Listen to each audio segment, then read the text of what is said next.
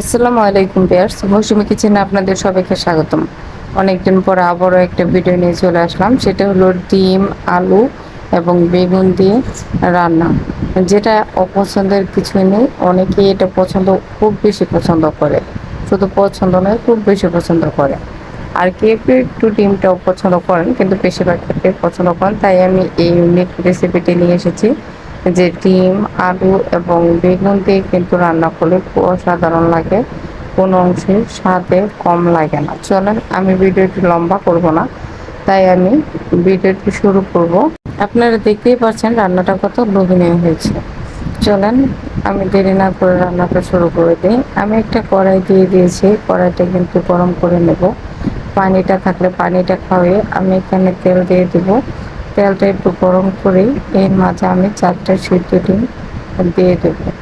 আর প্রথমে একটু হলুদ এখানে দিয়ে দেব, যাতে ডিমে হলুদ থাকলে মানে সম্পূর্ণভাবে সুন্দরভাবে মাখানো যায় না। তার কারণে তেলে যদি হলুদ দিয়ে দেন, ডিমের অংশে চতুর্দিকে মাখানো ভালো হয়। আর যদি একটু লবণ দিয়ে দেন, তাহলে এটা ছিটে আসবে না, তেমন ছিটে একটু কম আসবে। এই কারণে হালকা একটু লবণ ফেলে দেবেন।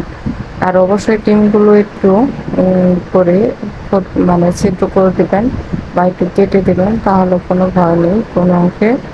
আর এটা কিন্তু এরকমভাবে খুব সুন্দর করে লাল লাল করে ভেজে নেবেন। আপনারা কিন্তু এরকম লাল লাল করেই ভেজে নেবেন, তাহলে এটা অনেকটাই ভালো হবে। আমি রান্না করার জন্য অনেকটা কড়াই বসিয়ে দিয়েছি। কড়াইটা আমি একটু গরম হলে এর মাঝে তেল দিয়ে দেবো। এর মাঝে দিয়ে দেবো একটা পেঁয়াজ কুচি। পেঁয়াজটা আমি খুব সুন্দর করে ভেজে নেব। এর একদম পারফেক্টভাবে না, একদম পুড়ে ফেলবেন না, একদম কম ভাজবেন। তার কারণে আপনারা দেখে নেবেন যে আমি আসলে কীভাবে ভাজছি। এটা 1 থেকে 1.5 মিনিট সময় ভেজে নেবেন মিডিয়াম আছে, তাতেই সমস্যা হবে না।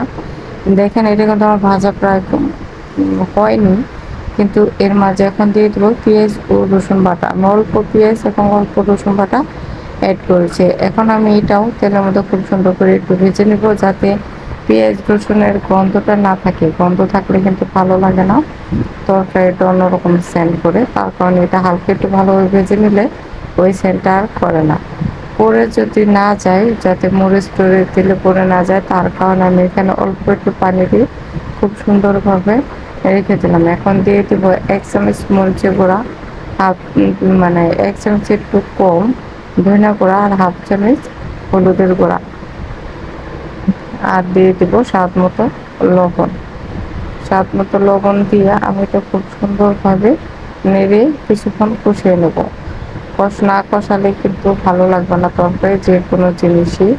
আপনার শুরুটা যদি ভালো না হয়, তাহলে কিন্তু উপরে ভালো হয় না। কথাই আছে, গাছের গোড়ায় পানি না ঢাললে উপরে কিন্তু ফল আসবে না। তাই সুন্দর করে মশলাটুকু কষানোর পরে আমি আলু বেগুন আগে থেকে যে কেটে রেখেছি, এটা সুন্দর করে দিয়ে নাড়ছে দিয়ে ঢাকনা দিয়ে দেখে কিছুক্ষণ রান্না করে নেব। দেখেন, আমি কিন্তু এটা কিছুক্ষণ পরে সুন্দর করে উলট পালট করে দিচ্ছি। আর এখানে আমি পরিমাণ মতো পানি দিয়ে দিচ্ছি, যাতে বেগুন ও আলুটি সিদ্ধ হতে যতক্ষণ লাগে আর কি। এই পরিমাণ পানি দিয়েছি, আমি খুব বেশি ঝোল রাখবো না, আবার সিদ্ধ হতেও তো একটু পানি লাগবে। এই পরিমাণ হিসেবে দেখে আপনারা এটা সিদ্ধ করে নেবেন। দেখেন, আমি কিন্তু এটা কিছুক্ষণ সিদ্ধ করে নিয়েছি। এখন আমি এর মাঝে জিরা দিয়ে দিলাম। ডিম কিন্তু এটা ভেঙে যাওয়ার কোনো ভয় নেই, মাছ থাকলে ভেঙে যাওয়ার ভয় আছে, তার কারণে একটু পরে দিতে হয়। আর এটা ডিম, তাই ডিমটা আমি আগে দিয়ে দিলাম, কোনো প্রকার সমস্যা নেই।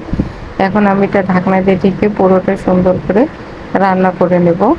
দেখেন, আমার রান্না কিন্তু হয়ে গেছে একদম পারফেক্টভাবে। আলু বেগুন দুটোই কিন্তু সিদ্ধ হয়ে গেছে। আর এখন যে পরিমাণ ঝোল দেখা যাচ্ছে, রান্না করার পর কিন্তু তত ঝোল দেখা যাবে না। দেখেন, বেগুনটা কিন্তু সিদ্ধ হয়ে একদম গলে গেছে। এখন আমি আপনাদেরকে পরিবেশন করে দেখাচ্ছি। যদি আমার এই ভিডিওটি আপনাদের ভালো লেগে থাকে, অবশ্যই লাইক কমেন্ট এবং শেয়ার করে দিবেন। অবশ্যই বাড়িতে একবার হলেও ট্রাই করে খেয়ে কমেন্টে বলবেন যে কেমন হয়েছে না হয়েছে, কারণ আপনাদের কমেন্টগুলো অনেক ভালো লাগে। কমেন্টগুলো দেখে পরবর্তী ভিডিও বানানোর জন্য ইচ্ছে আরও বেশি হয়। আর দয়া করে সাবস্ক্রাইব করে দেবেন যদি নতুন হয়ে থাকেন, কারণ আপনার একটা সাবস্ক্রাইবে অনেক কিছু পরিবর্তন করে দেয় একটা মানুষের লাইফে। তাই দয়া করে সাবস্ক্রাইব করে দিবেন, লাইক করে দিবেন।